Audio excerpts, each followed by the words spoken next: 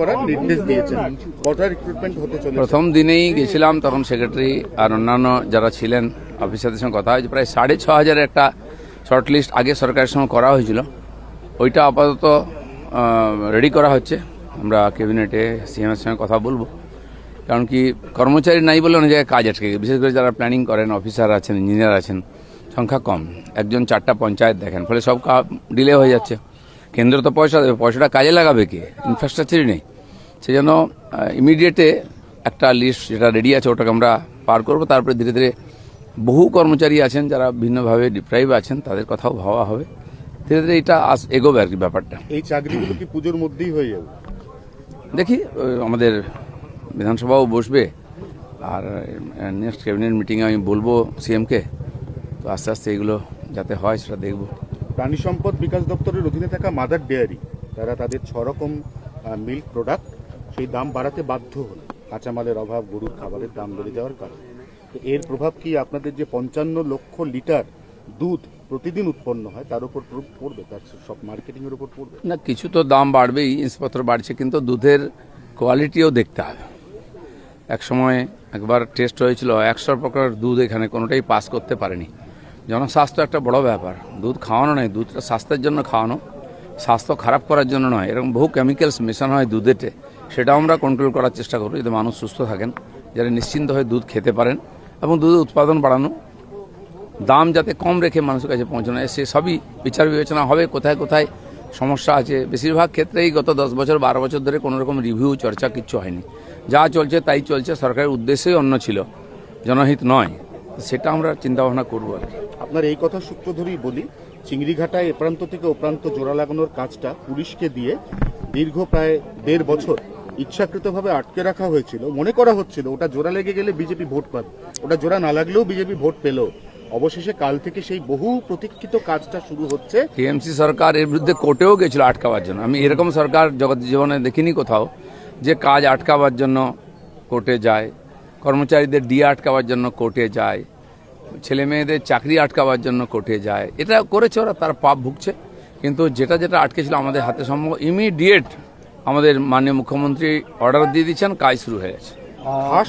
খাস তিলজলা, খাস ভাইজান, তার যে বহুতল স্বপ্নের ইমারত, যেখানে একের পর এক বেআইনি কারখানা, কোনোটারই কোনো লাইসেন্স বলে কোনো বালাই নেই, কালকে বুলডোজার অবশেষে চলেছে। তাহলে কি এবার পশ্চিমবঙ্গেও যোগী মডেলের বুলডোজার? পশ্চিমবাংলার লোক ভাবেনি যে এত তাড়াতাড়ি বুলডোজার রাস্তায় নেমে যাবে, কিন্তু বাস্তবিক পরিস্থিতি আমাদের বাধ্য করছে এটা করতে, আর সেটা শুরু হয়ে গেছে। কিছুই অসম্ভব নেই। পশ্চিমবাংলায় সবচেয়ে বেশি বেনিয়ম অতিক্রমণ হয়েছে, কাউকে ছাড়া হবে না, সে যত বড় যাই হোক। আইনের বাইরে কেউ গেলে তাকে আইনের ভিতরে নিয়ে আসা হবে। এই প্রশ্নের সূত্র ধরে বলি, শুধু বুলডোজার নয়, প্রকাশ্যে পশু হত্যা, এই ধরনের একটা নির্দেশ বেরিয়েছে। নির্দেশটা নতুন নয়, এটা সরকারি কোর্টের রায় ছিলই আগে। আমরা লোককে রিমাইন্ডিং করে দিচ্ছি এইসব নিয়ে, যেন বিতর্ক বা কোনো রকম সমস্যা তৈরি না হয়। সবাই নিজের উৎসব আনন্দ পরম্পরাকে বজায় রাখুন আইনের ভিতরে। কোর্ট যে আইন দিয়েছে, সরকার যেটাকে মেনে নিয়েছে, সেটাকে সবাইকে মানতে হবে, সেটা এগুলো রিমাইন্ডিং দেওয়া হচ্ছে। বিধানসভার ভিতরে গতকালকে আপনারা সবাই বিধায়করা মাছ ভাত খেয়েছেন, এবারে নির্দেশ এসছে মানুষকেও মাছ ভাত, 5 টাকায় ডিম ভাত বদলে মাছ ভাত। একদিন ডিম ভাত যেটা 5 টাকায় ছিল ওটা চালু থাকবে, তার সঙ্গে মাছকেও ইন্ট্রোডিউস করা হবে, আর একটু তার কোয়ালিটি ঠিকঠাক করা হবে, যাতে লোক খেতে পায়। একটু কোয়ান্টিটি বাড়ানো হবে, আরও বেশি জায়গায় করা যায় কিনা, এটা গরিব মানুষদের জন্য ব্যবস্থা আছে, সেটাকে ঠিকঠাক করা। এক্ষেত্রে কি কোনো দিনক্ষণ ঠিক হয়েছে, বা ও সঙ্গে সঙ্গে লাগু হয়ে গেছে? সিএম বলে দিয়েছেন যত তাড়াতাড়ি সম্ভব ওটা চালু হয়ে যাবে। ওটা কি 5 টাকাতেই থাকবে? আপাতত 5 টাকা আছে, দেখা যাক, যদি মনে হয় বাড়াবার দরকার আছে, খরচা যদি বাড়ে তখন সরকার ভাববে। অমুসলিম যারা ভোরবেলা জোর করে আজান শুনতে চান না, তাদের ক্ষেত্রে ডেসিবেল কমানো এবং তার সঙ্গে একগুচ্ছ বিধি, হিন্দুরা খুশি। সারা দেশেতে এই ধরনের আইন আছে, যে যেখানে ইচ্ছা যখন ইচ্ছা মাইক লাগিয়ে চিৎকার করবে। খালি মুসলিম নয়, হিন্দু সমাজের ক্ষেত্রে একই। তো দেশের আইন সবার জন্য এক, সবাইকে মেনে চলতে হবে, কারণ আমরা সবাই সুস্থভাবে সমাজে থাকতে চাই। কেন, আজকাল মানুষের অনেক সমস্যা, হাইপার টেনশন থেকে বিপি, সুগার, অসুস্থ বয়স্করা আছেন, বাচ্চাদের পড়াশোনা আছে, সব জায়গায় বিঘ্ন হয়। তো আমরা চাইবো সাধারণ মানুষ সবাই মিলে আইন মেনে করুন, তাহলে কারো কোনো সমস্যা হবে না, সরকারকেও বেশি কষ্ট করতে হয় না, নাহলে সরকারকে বাধ্য হতে হবে কড়া স্টেপ উঠাবার জন্য।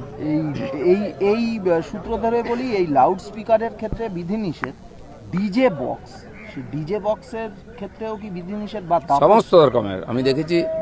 এই বিশ্বকর্মা পুজো, একটা ঠাকুর রেখে দিয়েছে আর কয়েকটা বড় বড় বক্স রেখে দিয়েছে, আর কিছু নেই, আর সারাদিন বেদম আওয়াজ। আমি দেখেছি এত বড় বক্স, সামনে দিয়ে গাড়ি গেলে গাড়ি কাঁপতে থাকে থরথর করে, গ্লাস কাঁপতে থাকে। এটা তো অমানবিক।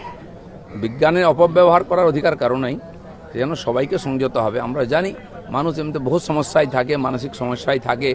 এই যে হঠাৎ মানুষ বিভিন্ন ধরনের ব্যবহার করছে, এর কারণ এটা মানসিক উত্তেজনা আর শব্দ যে দূষণ, এটা বড় কারণ। সব রকমের দূষণকে বন্ধ করতে হবে। খিদিরপুর মেটিয়াবুরুজ পার্ক সার্কাসের লোক লাইন দিয়ে হেলমেট কিনতে বাধ্য হচ্ছে, এমন কড়া আইন হয়েছে এই হেলমেট ছাড়া যদি বাড়ি থেকে উঠোন অব্দি বেরোয় সঙ্গে সঙ্গে কেস। খুব ভালো কথা এটা।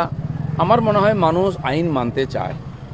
কিছু কিছু লোক নেতা তারা তাদেরকে মানে আইন না মানার জন্য উৎসাহ দেয় এবং এটা বোঝাবার চেষ্টা করছে যে আমি তোমার সঙ্গে আছি। আর এটা মানুষের অভ্যাস হয়ে যায়, তারা ভাবে আমাকে অনেক কিছু করতে, তাতে কোনো লাভ হয় না। আর সেই জন্য সমাজের লোকেরা নিজের থেকেই মানবে, আমরা আশা করি। সব দিক দিয়ে ভালো, নিজের জন্য প্রথম ভালো, আর তারপর আইন শৃঙ্খলার জন্য ভালো। বাংলার সঠিক খবর সঠিক সময় জানতে ফলো রাখুন RN TV বাংলা।